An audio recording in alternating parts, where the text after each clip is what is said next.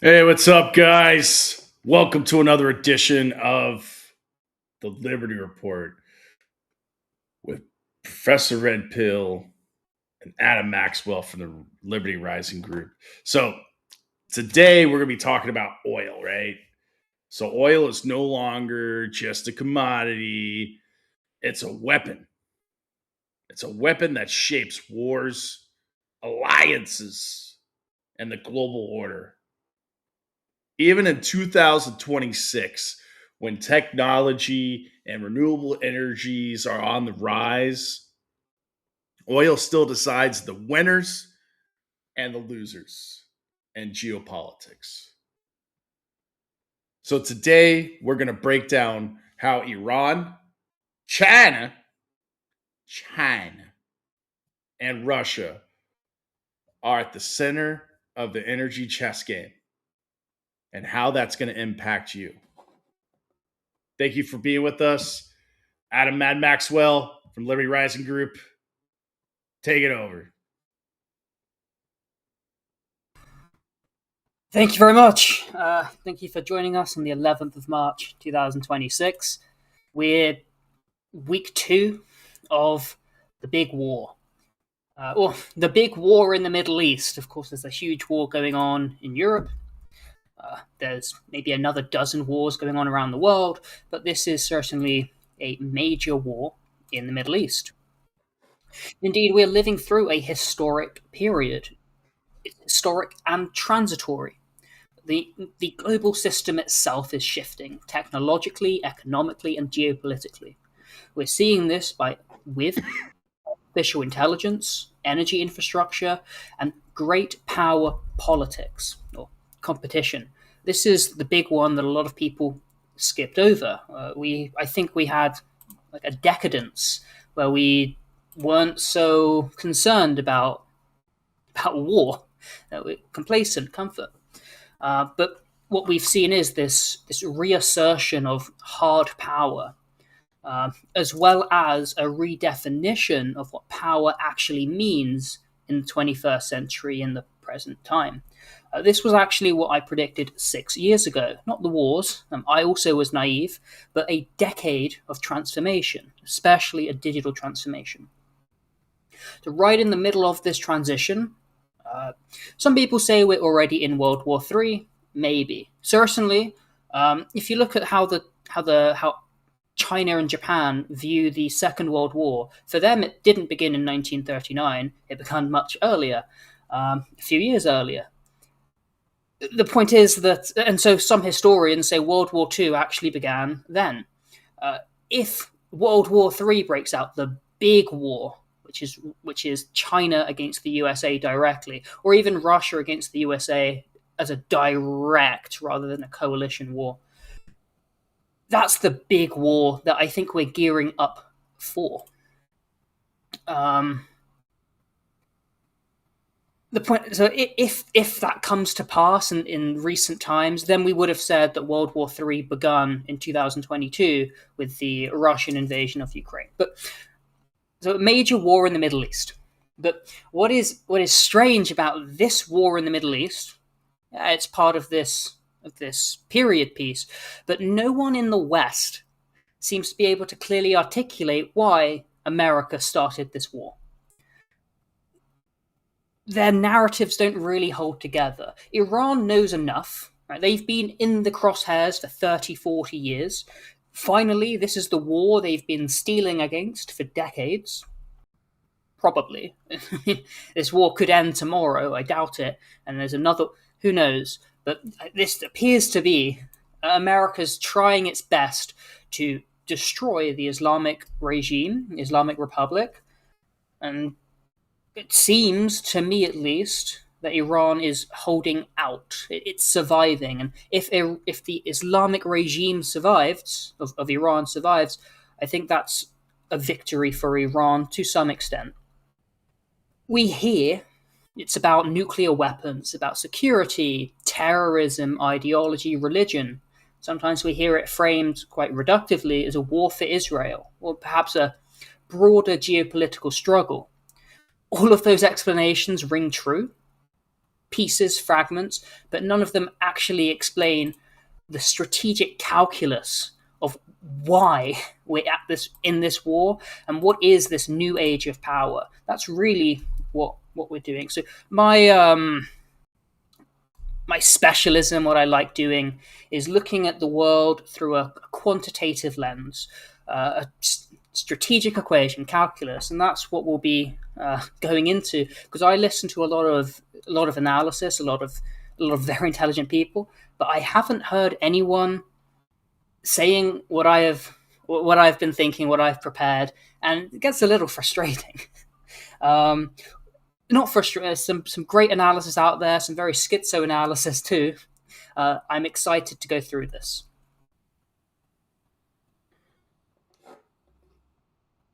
Yeah, I mean, the thing is, we're in a war. I said this war was coming. I said it was coming. And I mean, the situation is oil remains central because 20% of the global supplies move through choke points like the Straits of Hormuz. That's a very small corridor in the Gulf or in the Persian Gulf, depends on which country you're speaking from. So this recent conflict, it's been kind of disruptive in the shipments, and Trump himself had said we're going to secure the shipments and guide these oil tankers with naval support.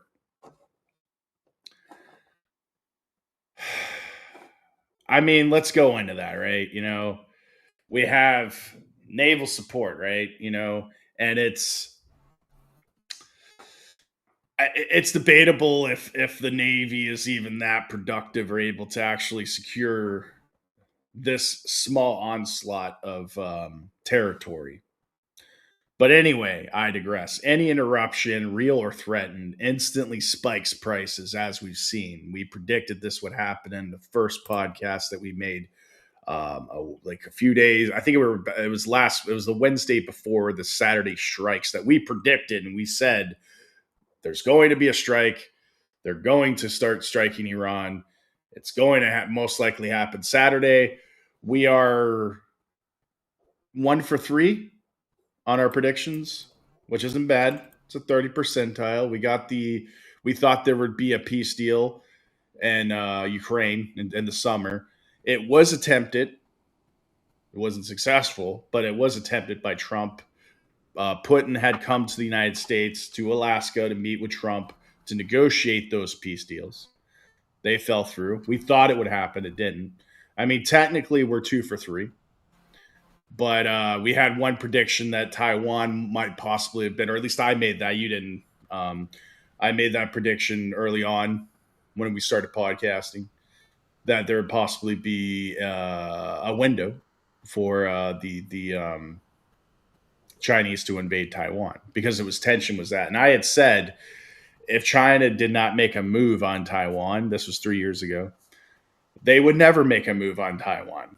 And it would never happen again. And you would see the Chinese economy start to retract a little bit. And we've been seeing that. And now with this current oil as strategic role in global politics or world politics, Trump's strategy, global strategy, trade policies, and tariffs that we all predicted would happen, and they did happen.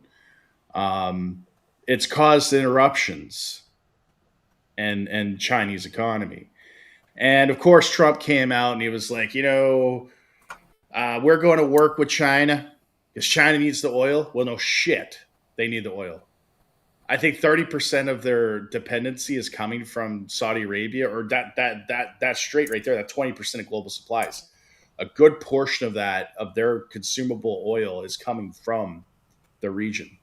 Most of the oil supply coming out of the Strait goes to the east, to China, Japan, correct, Asia, correct, and it's mostly it goes through. There's two critical straits: the Strait of Hormuz and the Strait of Malacca by Singapore. The Strait of Hormuz is more narrow, I think, and certainly easier to control. So this is quite a major test of the big the big war, if that ever comes, between America or the West, uh, like yeah, the global American empire versus China, Russia, the opposition. Yeah. So basically, countries whose economies depend heavily on oil, of this oil, or imported oil, if you will, as I've described, China being specifically, and as you mentioned, Japan and the rest of the Asia Pacific, they're especially vulnerable. And Trump has addressed this. So oil isn't just a fuel, it's a security issue. It's a diplomatic lever that Trump is pulling at this point. And it causes war, which we're in. So it's not that Trump has already, Trump and Israel led war or strike has led to war, but a continual embargo of the Strait of Hormuz. This is the World War III game changer that we've been predicting. I was thinking it'd be 2030 by the time we would see any type of major conflict or escalation. I think China's trying to play, is still going to play ball with the United States. And I do believe that the United States, under concessions, is going to be like, hey, you know what? We'll cover the oil lost revenue. You just stay tight, stay neutral. We'll get you oil. I think that's what they're working on right now. They also, like I had predicted, I had said this a year ago on the podcast and the Telegram group, links in the description. I had said that Putin's going to throw Iran under the bus. And where's Putin? Where is Iran? What's going on? He's MIA. He says let's do the peace train, man. Let's peace. He's like peace, and then he's like peace. So he didn't get their back, and there's a reason for that. There's a war going on in Ukraine. I'll get into the question that popped up with this in regards to this, but and we'll get into the Ukraine conflict as a result of this current development. But I do believe that Trump has informed Putin. He has said that he has talked to him. Didn't explain exactly what he talked about, but I can tell you how that conversation went. We're going to work on a peace deal in Ukraine and tell Zelensky that if he does not agree to concessions, that we will defund him completely and push the NATO and Europe to defund him. We want to bring Russian oil back to Europe and lift embargoes, because our goal is not to continue this war in Ukraine, but to defeat and regime change in Iran, as I said would end up happening. I said 2026 would be the pinnacle year. We're going to see a lot of action because of collapse 2025. We are in the collapse. We are in a global-wide economic depression that I predicted for 2025, end of the year. I said this was coming. We're in an AI bubble. The AI bubble is bursting in real time. And this war, this new situation, is a result of all of these different things going on. We'll see what happens, but I do believe oil is the key factor here, especially Venezuela. Venezuela is was one of the larger contributors to China, as well as Saudi Arabia and Iran a little bit. I think they bought more oil from Saudi Arabia than they did from Iran. But the reality is that oil is the lifeblood of the economy, the global economy, and China is a very industrialized country, and they're heavily dependent on this. They buy a certain amount from Russia, yes, of course, but Russia can only provide certain needs for China. So unless Trump wants to go to war with, excuse me, unless he wants to go to war with China directly, in direct confrontation, he's going to have to come to some type of contingency. He's going to have to work with them, and that's where we're at right now. I think he's working that deal, and we'll see what happens. But let's get into the question here from DC 177. He asked, "What is the future of Ukraine now?" And like I said, the future of Ukraine is that war is done. And as I did a title for one of my shorts called "A War Ends and a New War Begins." So the Ukraine war ends, and the new war is Iran, Middle East. This is the new war. This is the new thing. I talked to a minister, a friend of mine in the region. Can't tell you which country or what he does. We come to the same conclusion that this is going to be a prolonged war. This war is going to, because we're in an election year in the United States. I think that this war is going to last through the elections. It'll last through the summer, through the fall, and it may go into next year. Very possible. We don't know at this point. And like I said, you had mentioned before in Telegram, as well as in the green room before we went live. You're saying that, like, basically the administration, the United States administration, is just not being consistent and doesn't know what they're doing, like a chicken with its head cut off, so to speak. So, what do you think on this situation? You said a lot. I think just what is the future of Ukraine now? I think the war in Ukraine continues so long as the Kiev regime can find the warm bodies to throw into the trenches. That's what we've said all along. We said should be over by fall of last year. They're keeping it going. All right, maybe fall of this year. As soon as they run out of bodies, it's a doomed conflict. Russia's winning. Russia, and here's the thing about communication. Russia set out at the very start of the military operation. We have three goals, three objectives: denazification, demilitarization, and the liberation of the Donbass. Demilitarization, hundreds of that, like the Ukrainian military is being destroyed and reconstituted, destroyed and reconstituted. All their stockpiles are gone. All their best soldiers probably gone.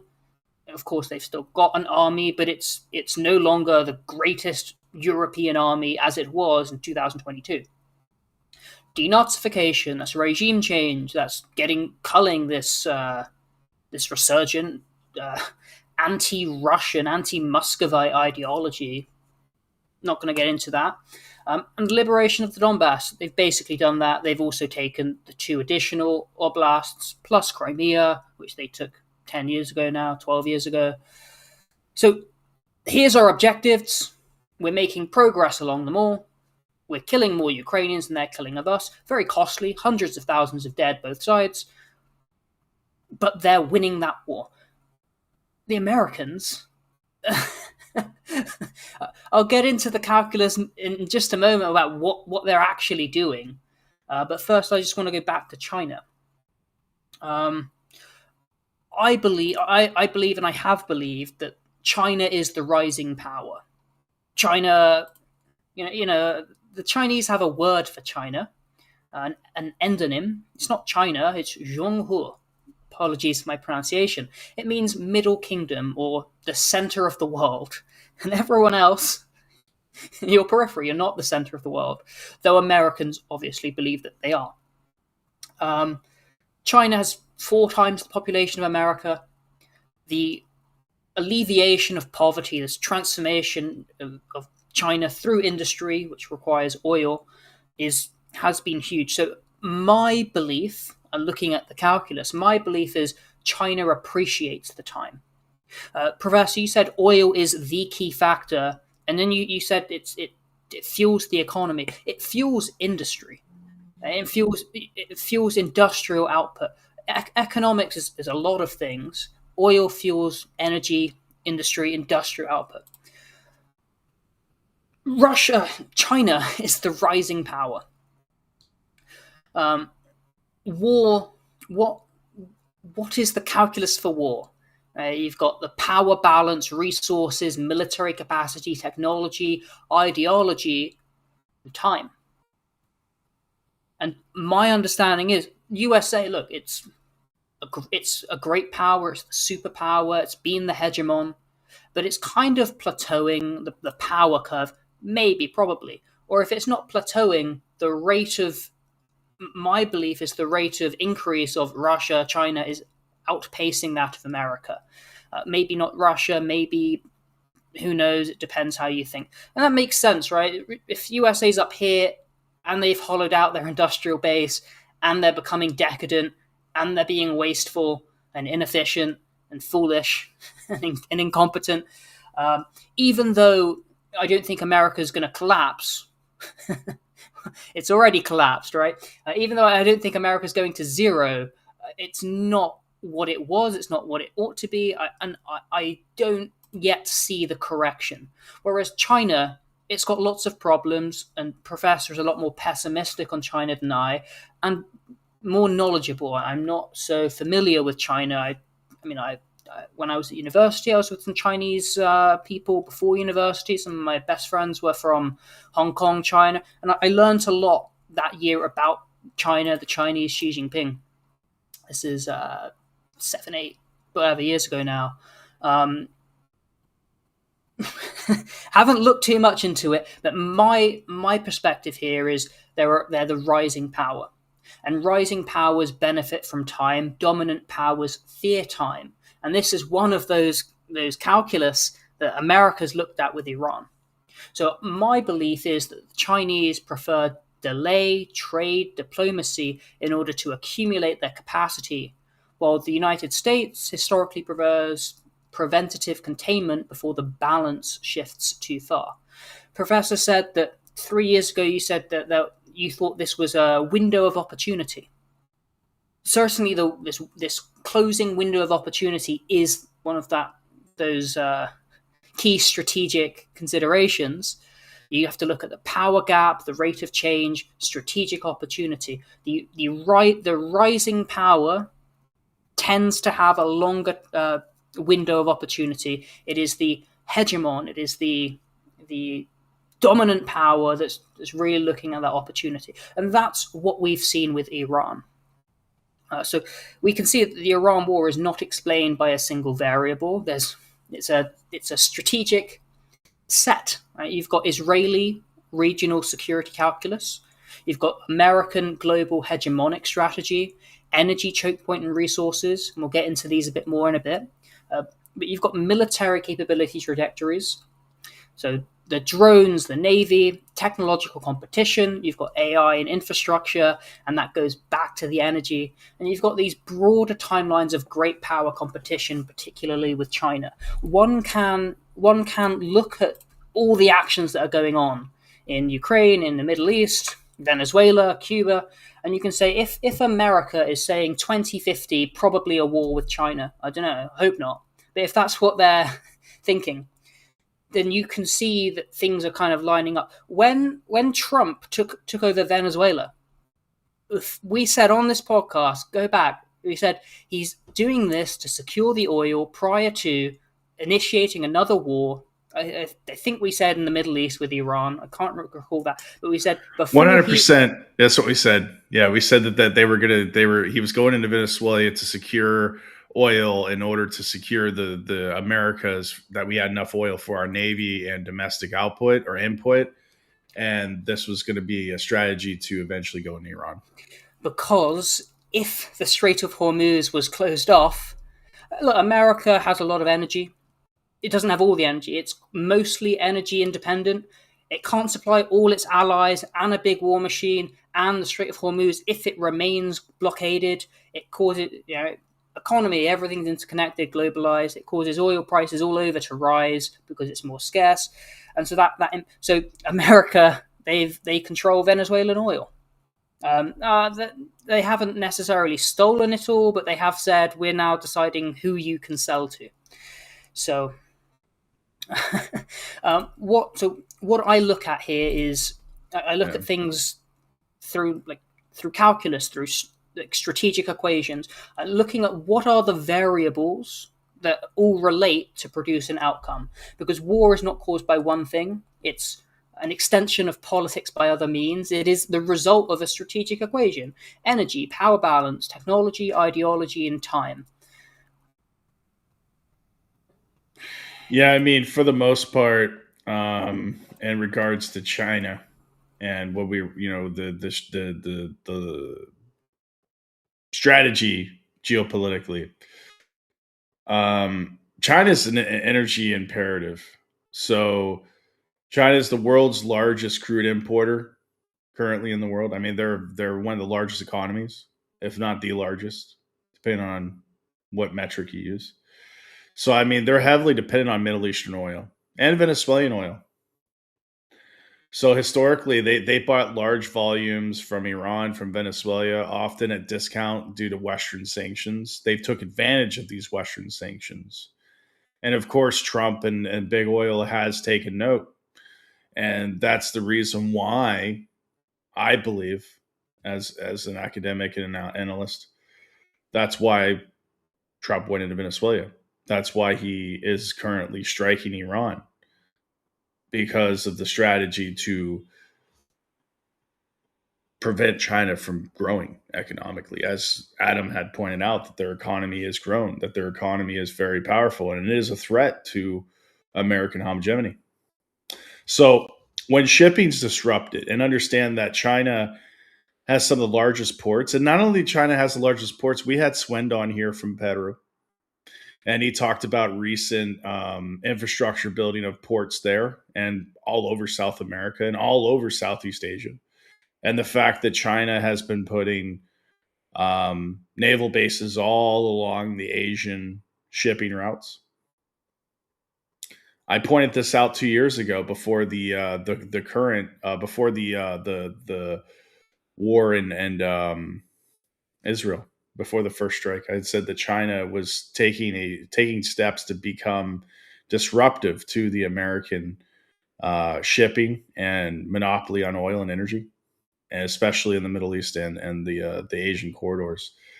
Um, but for an example, after the sanctions against Russia, China became a larger buying partner of Russian oil, tapping strategic reserves, basically. So the insight here is that Beijing's foreign policy in the Middle East isn't just about diplomacy. It isn't, their global strategy. As Joe Slinte says, China's business is business, America's business is war. There's a lot of truth to his statement there, but they're about securing energy supply at scale, economies of scale, if you will. That's China's agenda. America's agenda is control, continue to monopolize the energy sectors, and make sure countries are trading in the petrodollar. Because when countries decide not to trade in the petrodollar, that affects the U.S. economy. It affects oil. It affects energy.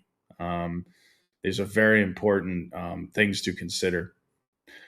Yeah, let me get into this one question, and I'll have you take over, Adam. So, and this is relevant. What does Adam think about Taiwan and China? I know what Professor thinks, and would love to know what Adam's opinion. I think he's already kind of discussed a little bit about that, but let me go ahead and put him back on and answer that question for us. Thank you. So again, I'm not so familiar. I'm not an expert on China and Taiwan. I've got friends from I've had friends from China, from Taiwan. Um, it's quite polarizing on some people. What I would like, I'm gonna piss off Taiwanese. I would like a peaceful outcome, which appears to be diplomatic and unification or reunification with the motherland. Now, when I was younger, and this war, and the coronavirus came out of China, funded in part by the USA. I was like, screw China, and I found out about the first island chain, and I'm looking into US geopolitical strategy, and I'm like, oh yeah, we got the first island chain, we got Japan, the Philippines, Vietnam. Yeah, we're gonna beat China. And the more I look into it, and the more I mature, of course, and the more I learn, I think a kinetic war against Taiwan by China is not ideal for anyone. I think it would hurt Taiwan more. I understand.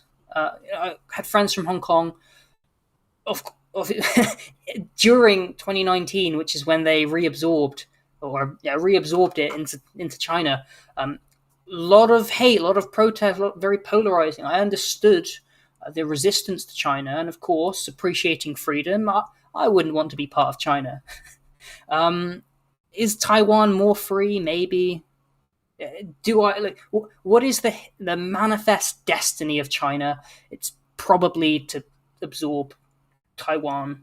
And if that's the case, is it better to wage war or hopefully a diplomatic, peaceful means? So I would prefer the peaceful reunification with perhaps autonomy or whatnot.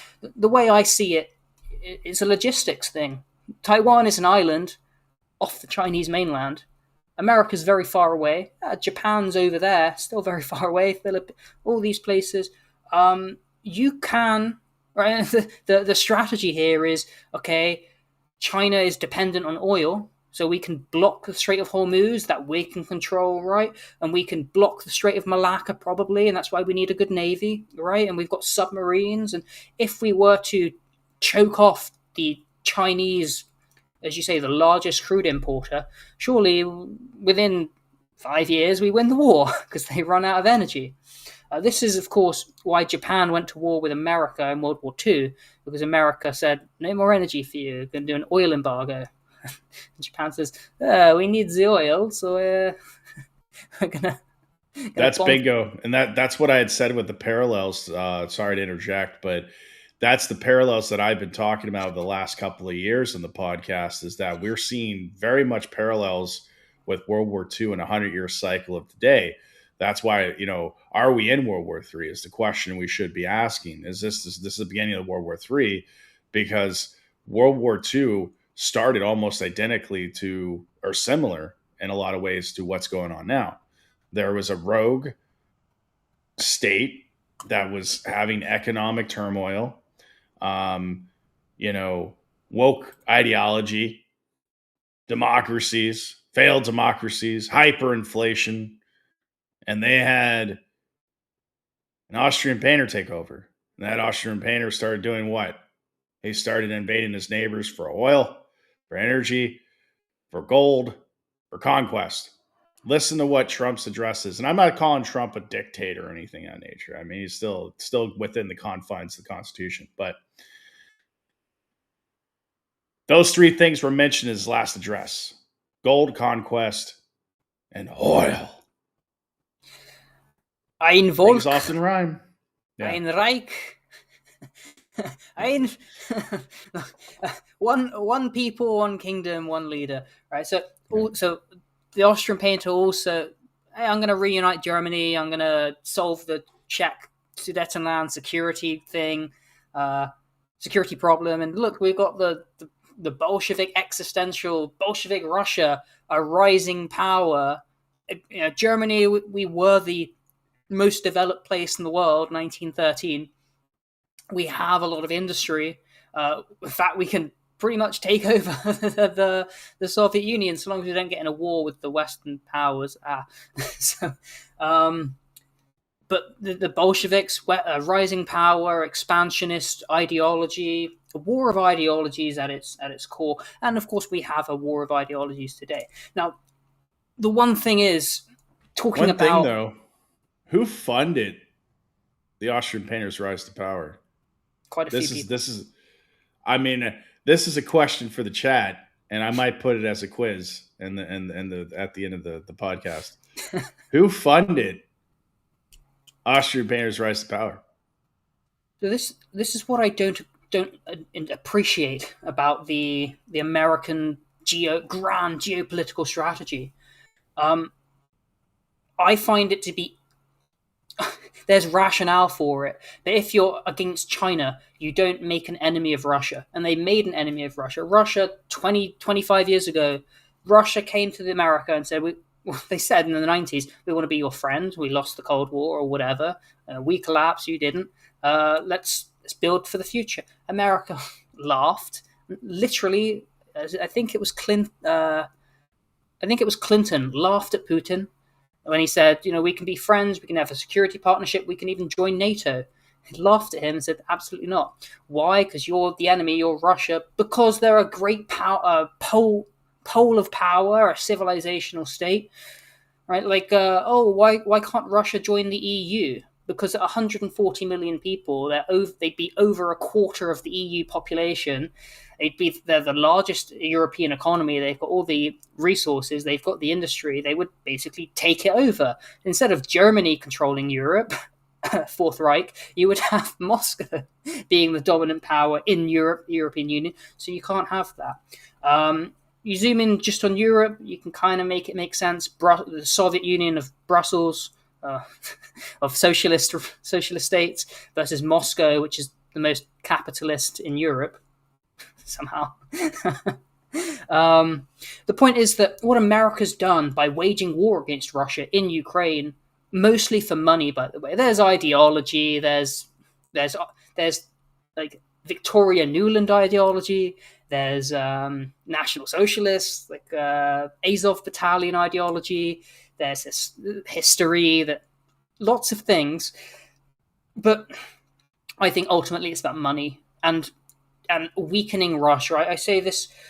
It is a civilizational hemorrhage. It is a great tragedy. Ukraine was going to be part of, a Russian superstate like Belarus and Russia, two countries, part of one kind of union, not a Soviet Union, but just friendship, partnership. And America said, we can't have that. Do the coup. We've been preparing for it for decades. Coup, Euromaidan. We're going to prepare 10, 12 years for build up towards a war. So you said that China, their largest, they import crude oil from where? Venezuela, Iran, and Russia. Venezuela, we now control that. Well, America controls that. I don't know, in the empire. So that's crossed off the list. Iran, well, we'll see. They've obviously made an effort. And then Russia. It's not just a snap of a finger. And, oh, look, all the Russian energy now goes to China instead of Europe. They had all the infrastructure, all the pipelines, Nord Stream 2, all channeling into Europe. America blew up Nord Stream 2. Well, America with the British and a Scandinavian country or two. And the Germans let it happen, said nothing much. And then they blamed it on not Vladimir Zelensky, but Volodymyr Z from Ukraine. And then what Russia's done in response is they've built new pipelines and new energy direction to China. Great. Well, all of a sudden, if your grand strategy is, if we get into a war with China, we're going to choke out the energy from them. We're going to take over the maritime. We've got our submarines. We've got cruise carrier group. All of a sudden, now they're plugged into Russian physical infrastructure, and that's going to grow and grow and grow as Russia's pivoted east.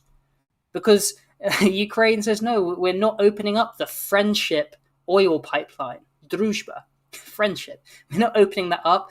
Screw Slovakia, screw Hungary, and Hungary and Slovakia say, hey, you can't do this. But yes, they can. Welcome to the new Soviet Union of Europe, headquartered in Brussels. So I think this USA strategy is incoherent because I don't think we should have went to war with Russia. I think Russia are in the right in this war. I think that by doing this, you've empowered and this Sino-Soviet alliance was a great fear back in the day, and then they there was actually a rivalry. Stalin and Mao, they weren't friends because they said, you can nuke me, I can nuke you, we've got conflicts. But now they're best of friends as states. They have a lot of reliance on each other. And with this attack on Iran, people say, oh, there's a junior partner, a senior partner. I think that's nonsense. I think that they're two partners. Who's leading the world? Who's leading the free world? Is it America? No. You've got America, Russia, and China. And I think Russia I think Russia is justified in what it's doing. I appreciate China more than America, based not on the culture, the civilization, the ideology, based on how they're acting. As you said, the Chinese business is business. America's business is war. And that's very sick. War is I got a great quote somewhere. War is the lifeblood of states, and it's terrible. And it makes those that own the country a lot of money, and it impoverishes you. It's sophisticated money laundering and systematic plunder. Very nice. Very sad, actually. So yeah. I'd love to get into my strategic calculus in Iran, but if you have anything you want to interject with, go ahead. Yeah, I've got a segment for Russia, but let me go ahead and plug my locals real quick. And so we are my local. I'm trying to show. There it is. So basically, we're doing a book club with locals. The Tea Club. Um, we're going to be featuring the book Brave New World by Aldous Huxley, if I'm pronouncing his first name correctly. British author and dystopian novelist. Soma makes life better. Yeah, man. So this will be the first installment of the Tea Club's book club series. And we're going to do a deep dive in some of the most important and thought provoking works of literature and connect them to the modern world. What a better book now that we're dealing with currently than The Brave New World. So, Brave New World's a powerful dystopian novel that exposes themes of technological control, social engineering, consumerism, and the cost of sacrificing freedom for comfort. Does that sound familiar? So this was written in 1932. Huxley's vision of a highly controlled society raises questions that are more relevant today than ever before. And so this is an exclusive members only series. We'll meet live via Rumble Studio, private livecast, to break down the novel chapter by chapter. And we're going to discuss and explore the philosophical, political, and cultural implications of the book while connecting Huxley's ideas to modern society, technology, and global trends. So this series is exclusively for paid members. Use promo code Rumble3. That link is in the description for $3 off your first month's membership. And once the live stream has been commenced, you can view it for non-members in the book club. And link will be provided to members that are paid members within the book club, within the Tea Club locals channel. And that link's in the description. And Rumble, you can click the join button, and it'll take you right to the sign up page. That other than that, like I said, we have I'm going to be doing master classes for digital marketing, leadership, business strategy, where I'm going to invite guest lecturers and experienced professionals to speak to paid members. So stay tuned. Prepare thoughtful discussion, deeper learning, and community of serious thinkers. Like I said, that's Professor Red Pill's Tea Club. And thank you. Let's get back to it, I guess. Let me take that off. There we go. Basically, let's stick to the Russian oil influence, and then we could segue into the capstone with China, because that's the main goal. I can do it after this. I want to explain the strategic calculus as to why this war with Iran occurred, but you can lead first. Well, I'll have you do that. I just want to plug in the Russia's importance to this situation. They're one of the biggest oil producers and gas producers globally, obviously, and it's used as a tool of statecraft and economic pressure, as we've seen in Europe. But that was a lot to do with self-sanctioning. So their energy exports are vital to their economy. Obviously, it's an oil-rich country. So price spikes can boost revenues, and even in wartime conditions. And basically, this particular conflict with the rise in energy, it's only playing to Russia's hands, which means that Russia now has more money to reinvest, buy more arms, rearm, retool, resupply, and continue the war as long as they need to.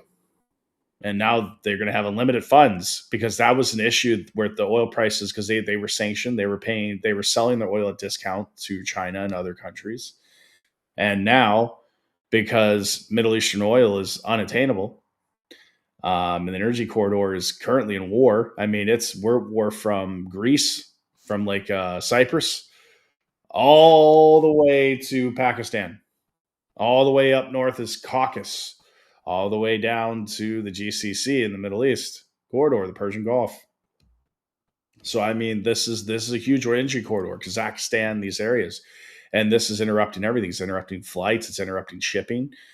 So this means that Russia is going to have a lot more money, and like I said at the beginning of the podcast, Trump is most likely going to tell Europe to go pound sand, because America and the Americas does not have the ability to supply Europe with fuel and energy. And Ukraine is Zelensky is going to have to step down and say, hey, You don't have what cards? We're playing cards. What are you talking about? You don't have the cards, Zelensky.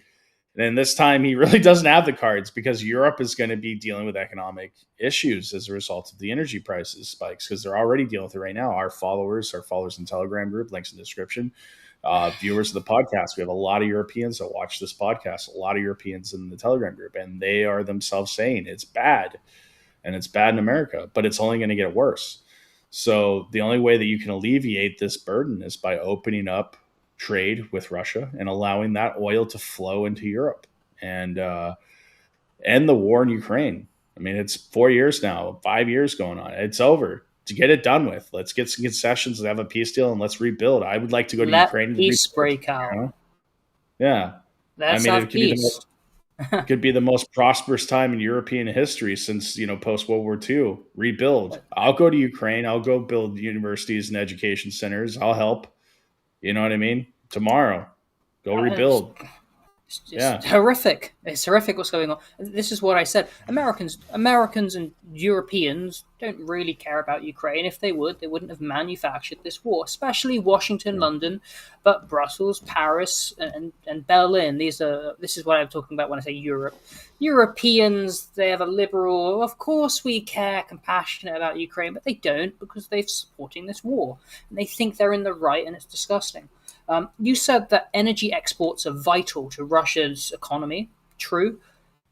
Energy, not entirely, but most of it, yes. Very energy imports are vital to European economy because oil fuels the industry. Europe is being deindustrialized. Personally, my energy prices through the roof. I can't afford to live here. It's so expensive. And it's not expensive here relative to elsewhere. It is, especially now we're in the euro. But so oil is important. This is why I say I'm disgusted with this Anglo-American, British policy in Europe against Russia. I think it's immoral. I think it's unjustified. I think it's doomed, and I think it's incoherent for my values, which is peace, prosperity, ultimately. If the war ends, which it has to, it should end sooner than later. They should sue for peace, the Ukrainians. Make me the dictator of Ukraine for a day, unconditional surrender, plead for mercy, go from there. That's what I would do. I think you get the best outcome that way. Just say, hey, please be merciful. Of course you can have those 4 oblasts, 5 oblasts, no more. And the killing stops, and you say, and you're gonna reinvest into, you're gonna invest into rebuilding Ukraine, right? That's what you want. One state I would like to say that I was disgusted with, not because what they did is so immoral, it's cowardly. India. Russia was selling their oil at a discount to India, and America said, cut it off, and India said, yes, sir. And they cut off Russian oil. And then this issue in Iran, this war in Iran, energy prices soaring. America said, India, go buy oil again from Russia. They say, yes, sir. And they go to it, Russia and say, can we have this discount, sir? And Russia say, we'll sell you the oil, no discount. And India's like, well. Not only that, however, there was an Iranian ship that went to India for a training exercise. Part of the condition for this training exercise, no ammunition. So an Iranian ship goes to India, they do their military exercise, war breaks out. The Iranian ship leaves. India says to America, hey buddy, there's an Iranian ship, here's their exact location here. America goes in, submarine, sinks the ship, cuts it in half, broadcasts it, look what we did. So apparently, I didn't verify this, but this is why I've heard from credible analysts, apparently they didn't even save any of the sailors. They just let them all drown. If that's true, it's disgusting by India. It's disgusting by America. It was one can say, well, it could have had surveillance equipment out in the Indian Ocean. It left India sovereign territory, but it's in the Indian Ocean. Maybe, but you knew there was no ammunition on the ship, right? It's a disgusting thing to occur. America's energy supply to Europe, look, cheap Russian gas subsidized European industrial competitiveness for the past century. American LNG is 3 times the price and going up. It's very expensive. The German chemical, they're titans of industry, chemical manufacturing, etc. They've left and are leaving to America and to China because it's uneconomical. They can't sustain it in Europe, in Germany, without cheap Russian gas. It's terrible. So I'm now going to move on to this strategic decision function. What I like to do is not moral commentary nor reductive single cause. It's not just the Jews. It's not just a bully America. There's many factors. I think, in very simply, you can take Jeffrey Sachs has fantastic commentary or framing of imperial hegemony, and John Mearsheimer has a great theory of great power politics, this tragedy of great powers, this aggression. So why did they start this war? You have a number of factors. You do have the core positive drivers. You have this hegemonic imperative, right? You want to preserve Israeli military primacy and American imperial order in the Middle East. You also have what's known as the clean break, this long war doctrine, a constant. If you pull up DC's comment, so there's been a long duration policy architecture to destroy, degrade, or replace regimes that materially support the anti-Israel regional axis. For 30, 40 years, Netanyahu and the Israelis, they've said, we want to go to war against Iran. And we're gonna scale it up, 7 wars, Sudan, Libya, Iraq, Lebanon, Yemen. I don't think Yemen was part of the 7, actually. And the final boss is Iran. So yeah, that's certainly a factor, but it's not the only factor. It's a core driver. You've got this growing threat over time. Iran has had a rising conventional coercive capacity. Right? Missiles, drones, underground infrastructure, proxy depth, strategic survivability. So all of these are core, those all kind of multiply with each other. And then you've also got military opportunity window, right? Peak feasibility of action, air superiority, target intelligence, alliance readiness, favorable operational access. We've overthrown Syria. We've destroyed the air defense. We now have a straight line to Iran. That's what they did last year. Syria was overthrown in December. That summer, they launch against Iran. The next year, just now, March, or February 28th, they launch again against Iran. So there's this military opportunity window. Energy strategic value. Persian Gulf energy is a choke point. There's leverage, energy pricing power, and a long-term horizon positioning for AI energy competition and this wider US-China systemic rivalry. And we'll get into that long horizon positioning for AI, why energy is even more strategic than it has been in the past in a new axis. Then you've got opponent degradation opportunity. Look, even if we don't win completely and achieve all our objectives, we have a chance to inflict lasting damage on Iranian military infrastructure, command systems, the economy, and confidence in the regime. Even if we don't overthrow them, we can destabilize it. Then you have diplomacy, of course. It's been rendered strategically irrelevant. Iran, they said, we want to negotiate. They were in negotiations.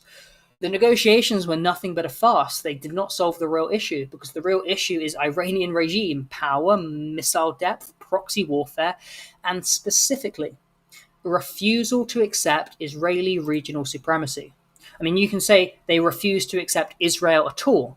They don't believe in the existence and legitimacy of the state of Israel. That's a big problem, right? They are the leader of the axis of resistance, and they're framed in a very negative light. Maybe, I understand it, but Are they right? Are they wrong? It's not for me to say. I have an opinion, of course. I think they're wrong. I can go into why later. But certainly they're positioning themselves against the Zog, against the Zionist occupied or organized governance. And so that, of course, as the leader of the axis of resistance, yeah, you're going to be in the crosshairs. You factor all of these to that hegemonic imperative, this clean break doctrine, and threat over time. Multiply those together. You've also got the military opportunity window, energy, the alliance, the opportunity for degradation and diplomacy. And then you weigh that against the kinetic and material costs, the strategic blowback risk, the global legitimacy cost, and the regime resilience factor. Right? How Iran has strategic depth, ideological cohesion, underground assets, is IRGC durability, the ability to continue missile fire after severe bombardment. And so you weigh these up, right? Positives, negatives, equals, and if it crosses a threshold, right, that's when you say, all right, go to war. So if the cost of waiting exceeds the cost of striking now, that's the war. Right? You look at how does Iranian power change over time? You look at this US-Israeli window of opportunity over time, and if that is greater than the immediate war cost, you go to war. That's the real strategic calculus. Now, Jeffrey Sachs, that liberal, kind of left wing, right? He will say correctly, of course, this is what you've just described is an illegal war of aggression. It's not necessity. Negotiations were advancing. Iran posed no imminent attack justifying force under Article 51. The JCPOA had already proven a monitored settlement was possible, and this present war reflects a long-running joint project of Israeli regional hegemony and American global hegemony rather than any genuine nuclear emergency. Absolutely. You are correct, Mr. Sachs. Correct legally, correct objectively.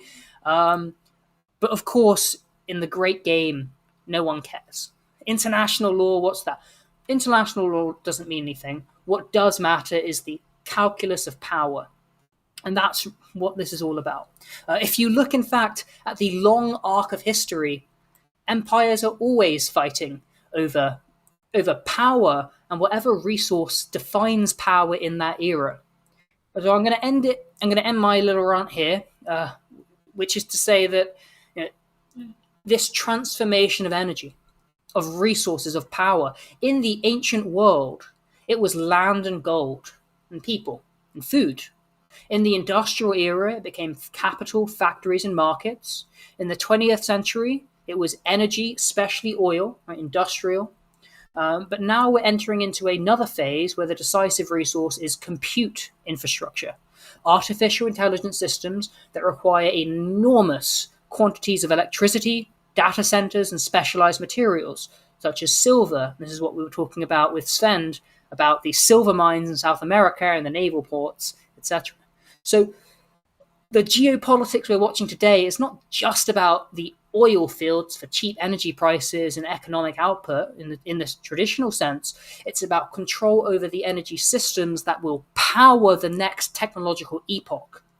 And when you look at it that way, the Middle East remains central, not because history is stuck in the past, and not just because Israel and the Jews and the Freemasons and the Frankists and the Roths. but the Middle East remains central because the future of technological power still runs through those energy choke points.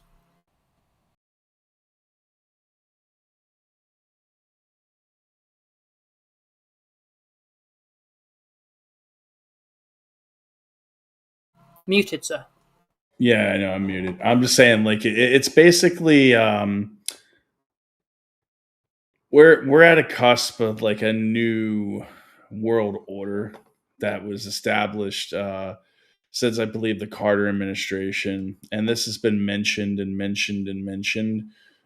Excuse me, but I believe that this Iranian conflict, this new Iranian conflict, is the ending of that new world order. And for it to be complete, it's going to require the end of Venezuela, the end of Cuba, the end of Iran.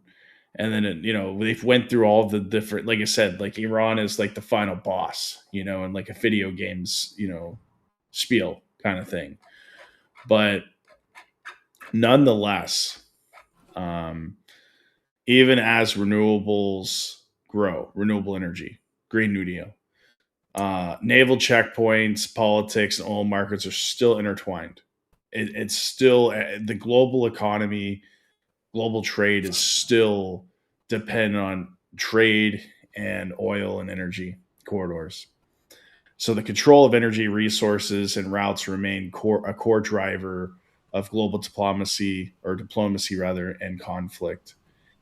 And major powers from the United States to China, Russia, and Iran definitely play this game, but not with tanks or missiles.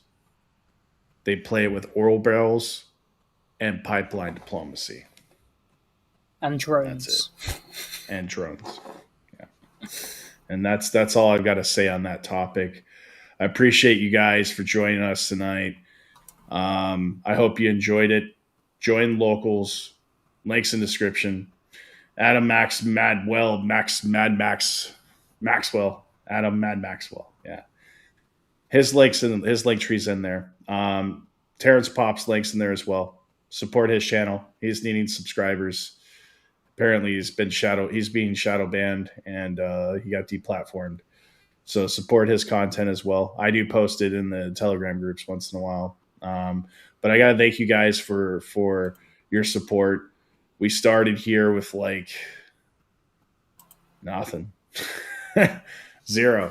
No, I mean we grew these channels and then the platforms. I mean, we started on Rumble. We got up to 100 followers. Thanks guys for subscribing. We got over 100. Awesome. We're on Rumble Studio now. And the videos have gotten quite a bit. YouTube is growing.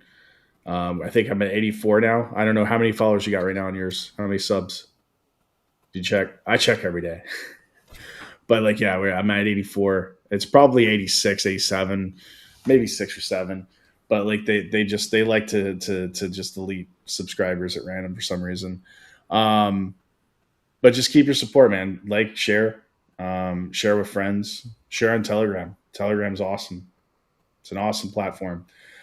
Share as much as you can if you find it interesting. You like, hey, I just saw this podcast. They're talking about oil, talking about all kinds of stuff. A lot of stuff they got right. Some stuff maybe they got wrong.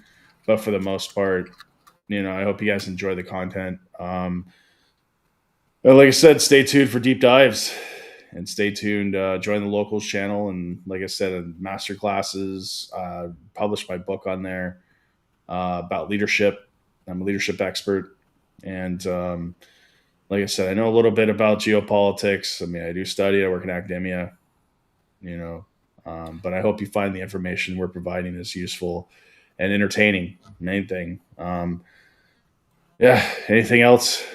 Yeah, Adam? I'm just gonna summarize my hypothesis here. So war is best understood as a hegemonic enforcement function rather than a mere response to nuclear proliferation. Israeli regional supremacy and American imperial order form the structural objective. The clean break doctrine logic supplies the long-run architecture, and the trigger for action emerges when Iran's growing missile depth, proxy reach, underground survivability, lack of air defense, and wider energy strategic value increase faster than the US-Israeli bloc is willing to tolerate.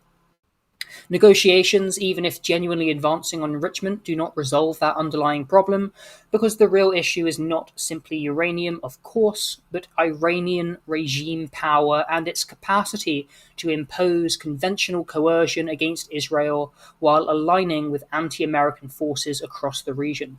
The launch decision, therefore, occurs when the expected cost of delay exceeds the immediate military, economic, and diplomatic cost of the war, making the conflict a strategic timing calculation inside an openly imperial framework. That's why we've gone to war against Iran. Are we going to win? Are we going to lose? Is the war going to continue? Is Trump looking for an off ramp allegedly? I don't know. We'll see. Stay tuned. Things are evolving very quickly. We're covering it here on the Liberty Report. Thank you very much for tuning in. Subscribe to our socials.